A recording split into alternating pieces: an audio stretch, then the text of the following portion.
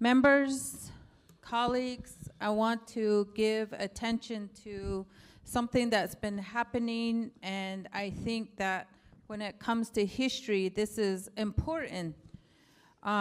Yesterday, I found out that the Navajo code talkers were erased from the Department of Defense website.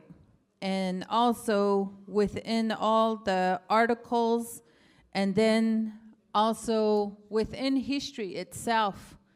And I can safely say that when the line of questioning was brought before the Pentagon press secretary, he did confirm that Secretary Pete Hegseth said that DEI is dead at the Defense Department, and stated that we are pleased by the rapid compliance across the department with the directive removing DEI content from all platforms. I think that some people, some individuals need to be educated, because as was confirmed by the United States Supreme Court, Supreme Court of the United States did confirm that DEI is not applicable to tribal nations. And the reason being is that we are political entities. And to subject our history to this type of practice is not appropriate. It lacks intelligence. And then most importantly, I think that all the way around, honestly, I don't know where we would be if it was not for the Navajo code talkers, the Hopi code talkers, the Sioux code talkers, the Pima code talkers, the Gila River code talkers, the Apache code talkers. All of these tribes contributed greatly to winning the war, a code that was never broken at all. All of these indigenous warriors never told a soul. They had to make a promise to never tell, and they never did until in the mid-1980s when they were given permission to tell their story. My uncle, Mike Kia'ani, was a code talker in Iwo Jima. He was shot 3 times. He ended up in the hospital. As soon as he was mended, they stuck him right back out there. And he continued to fight until he was wounded. And then a great deal, he had 2 shrapnels on in his side, and there was extensive internal damages before they brought him home.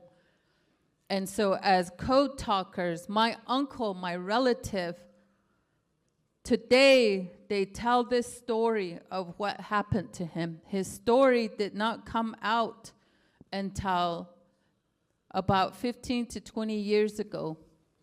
And so he was the radio person in Iwo Jima when he was captured. And they lined him up. After torturing them for days, he would not tell the transmission of the codes. He would not translate it. So they all lined him up, and in front of everybody, they cut off his tongue. They cut off his tongue, and that's how he died. He's a Navajo, and he's from a Red Mesa. And this is the type of history that the Navajo code talkers have. And so I think all the way around this, to me, I don't think DEI applies here. These are not DEI hires as was provided by this individual from the Pentagon. So I just want to say that they were an example of honor, of bravery and love for their country, for their homelands. To say that, I think, is important today And I want to bring that to everyone's attention. The chaos that continues to come from the White House is intentional and is meant to hurt vast groups of individuals.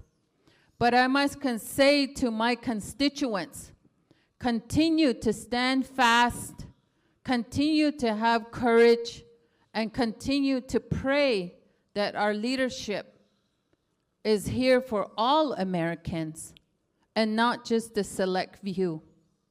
Thank you.